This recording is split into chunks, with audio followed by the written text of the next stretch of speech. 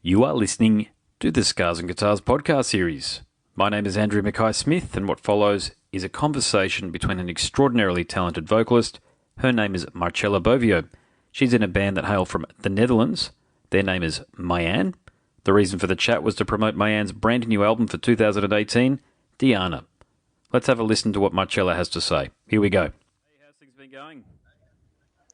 Hi, I'm good. Thanks. How are you? Good. How's the conversations with the Australian media types been going for you? Have we been treating you well? This is the first one I have, actually. I have a whole Australian extravaganza tomorrow, but this is the very first one. Oh, wonderful. Okay. Well, I hope I start things off well for you then, that's for sure. Great. All right. So I've been listening to this album, and I think I'm going to pronounce it incorrectly, but I'm going to give it a go here. Dhyana? Is that right? Is that how you say it? Well, to be totally brutally honest with you, I don't know myself, but I know that Mark pronounces it Dhyana. Dhyana. So I'm going to go with that. Okay, yeah. There you go. Well, there's an awful lot happening on there. I wrote down a few things that I felt were happening, and every time this is how I listen to music, especially when I'm listening to a band for the first time. I think, okay, this is what it reminds me of. And then with your stuff in particular, I went, no, it doesn't quite sound like that. It sounds like this. So here's what I came up with.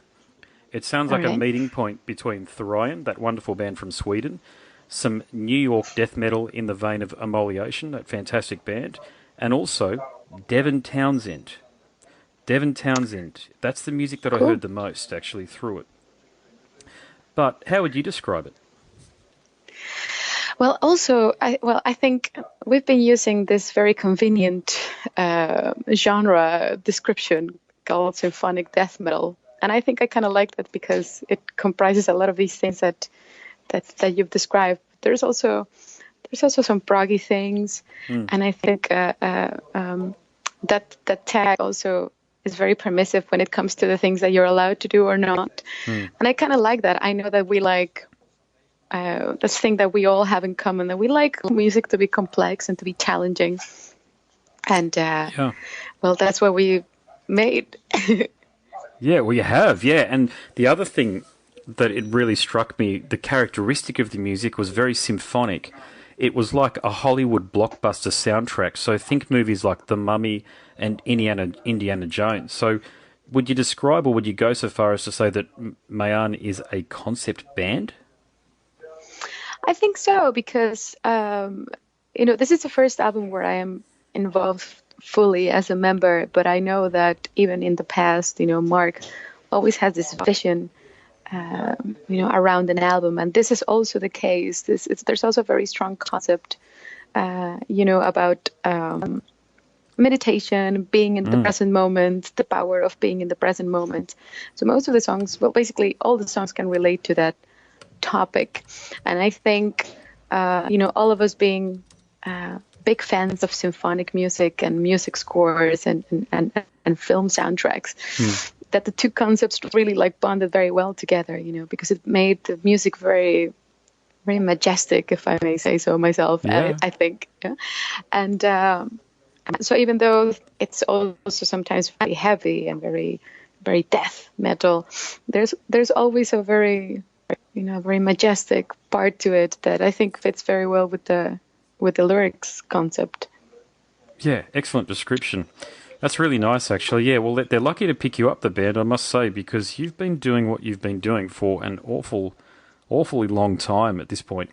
So the interesting thing that I noticed about you is it's interesting specific for you, though.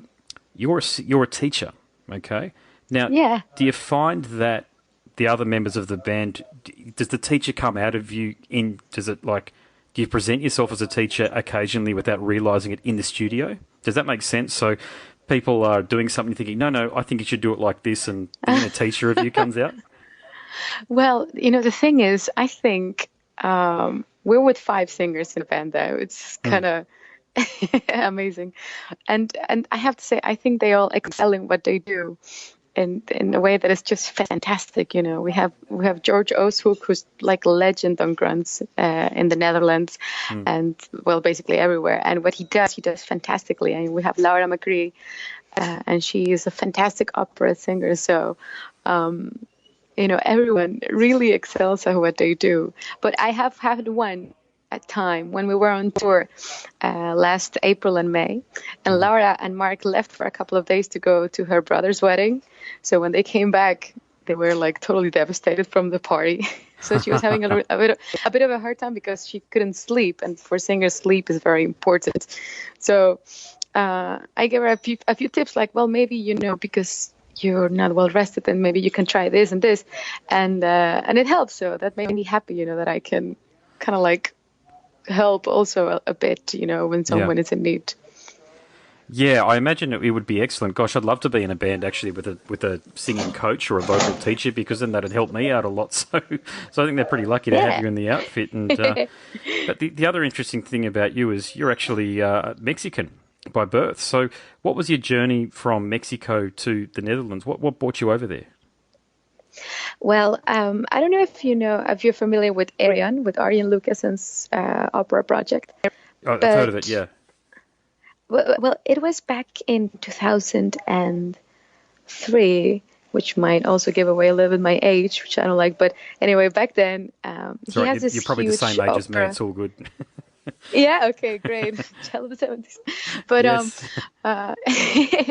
So Arjen is basically like this big Prague rock opera project that Arjen Lucassen has, and one of the particular things about it is that on every album he has a bunch of different singers, from all over the world, playing different characters on his albums. So back in 2003, he was working on this album called The Human Equation, and he came up with this idea of giving someone unknown the chance to play one of the roles on this album. So he asked people to send over CDs. And a friend of mine in Mexico, he told me about this, and I'm like, oh, come on, I'm not going to send him my stuff. He's not going to like this. He's like, come on, do it. So I eventually did. And he ended up picking me up for the project and flying me over to the Netherlands, and we recorded together in an album where Devin Townsend, by the way, also plays a little part. There you go. So for me, it was like a dream come true. And basically one thing led to another. We had a great time in the studio. We ended up writing another album together as a different band, a band called Stream of Passion, which I've worked with for quite a few years. So eventually it all made more sense for me to move to the Netherlands, and I've been here for 10 years now. 10 years. I'm looking at your resume, and there's an extraordinary list of accomplishments there, really. You've been in a number of bands, but the quality of those bands is outstanding. So what inspires you? Thanks. What motivates you? Because I imagine it would be just as easy for you to go back into teaching and doing that full time, but it is hard being in a heavy metal band, and we all know that. But what inspires you to keep on doing what you're doing with metal?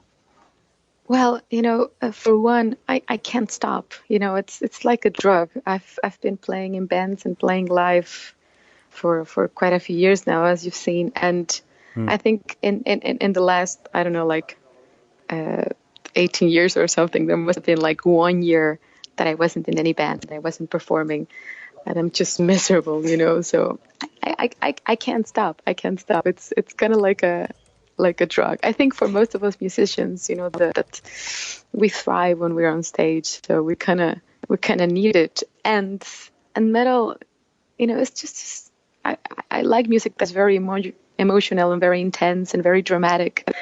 And when you hear on the radio, most of the times it's a little bit, I don't know, I think you have to compromise a lot, so that you don't shock people with maybe too much emotion or too much.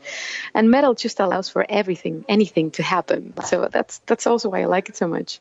I reckon, now I might be going out on a limb here, but you might be the most high-profile metal artist hailing from Mexico. Now, I know there's Brujeria, but they're more of a collective. There's the people from other countries in the band there. But do you get a lot of questions about your understanding of heavy metal in Mexico? Because I've been to Los Angeles, and I've spoken to a lot of metal fans from Mexico in Los Angeles. I've been to Mexico once, but I went to Ensenada, which is like a tourist town, not as I've been told, not real Mexico. So I didn't get the opportunity to really sort of engross myself in the culture, so to speak. But what's your thoughts on the heavy metal community and the heavy metal sounds that are coming out of Mexico? Well, to be totally honest with you, I know that I'm not familiar with nearly a tenth of what's being produced in Mexico nowadays, and I know that there are more and more things that are coming out. In my opinion, the most interesting things that are happening are bands that are trying to make a mixture of what's being produced in Europe with the Mexican roots. I unfortunately cannot name any examples at this moment, as my memory is very awful. But you're right. But I do love in general, like Latin American audiences and the Mexican audience, for instance. We're such passionate people, So there's so much emotion and passion when you go play, for instance, in Latin America, and I think that also reflects in the kind of music that is being made there. And I think that's one of our best qualities, our fiery, impulsive, passionate selves. Putting we always want to put it all in there. Yeah, no, you're not wrong, actually, because on my podcast series, I got a lot of listeners in South America, Central America, and Mexico. So the majority of my audience actually does come from the United States, believe it or not, even though I'm an Australian. Most of the people on my podcast series, because it's an internet thing, it's global, obviously, they just listen to it wherever they're listening to it, and it happens to be in the Americas. So you're not wrong, you're bang on point there, and my wife's actually half Filipino. So I understand that's not a Latin community there in the Philippines, but it's got that influence there from when the Spanish were there. And I try to do what I can, especially via just, I'm not talking about promoting bands or anything like that, but getting bands on my podcast series and my radio show that come from the Philippines. And I've thought long and hard about going into South America and Central America and Mexico and trying to pick up some bands, but none of it's got to be, you've got to have the connection. It's, if you contact someone over Facebook or over the internet, they don't know who you are, for example, and they might think that you're not taking it seriously. But I always look for an opportunity, if you like, to promote music and promote bands, particularly heavy metal bands that are from parts of the world that people haven't heard from before. And South and Central America and Mexico, there are so many great metal bands over there. We've just seen Kiko Loureiro from Angra. No, he wasn't from Angra, was he? Or was he in Angra, joined Megadeth a couple of years back?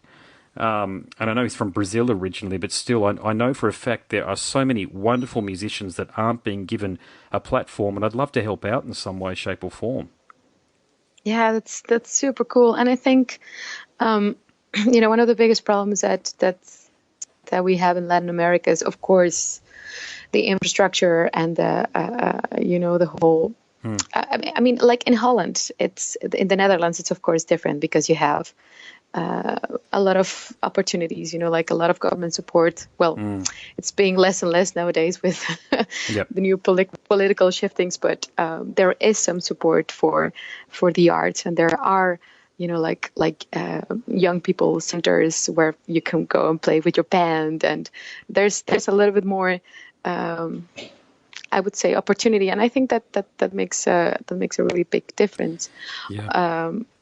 Although I know that this is also, that this has also been rising in Mexico, at least, and that it's getting better and better. So I hope we can get access to more quality music from Mexico in the future. Yeah, talent's definitely there. It just needs a platform and the pathways, if you like, to getting that music out there.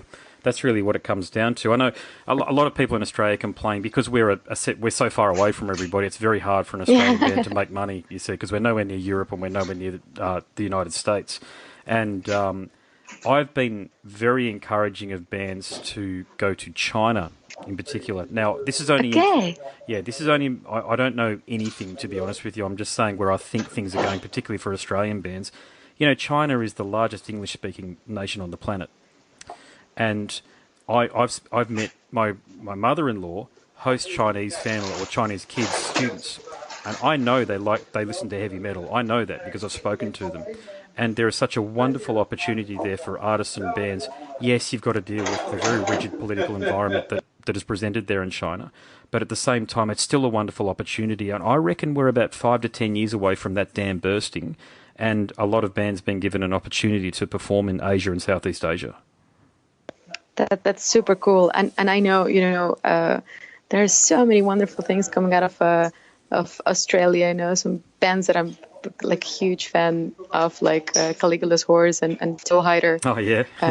With Mike Mills. Yeah, Yeah. I think they do fantastic stuff. So much quality. So Yeah, definitely. yeah. I've had a chat to the bassist not too long ago, actually, of Caligula's Horse. He's from Brisbane as well, where I'm from, and yeah, they're doing some pretty serious things over in Europe at the moment. But you're right about Australian bands, and I've talked to a lot of Aussie artists about this because it felt like as though we had to struggle internationally for, apart from AC/DC and Rose Tattoo, Silverchair, there was about 5 or 6 bands that really got big. In Excess aren't metal, but you know what I'm saying.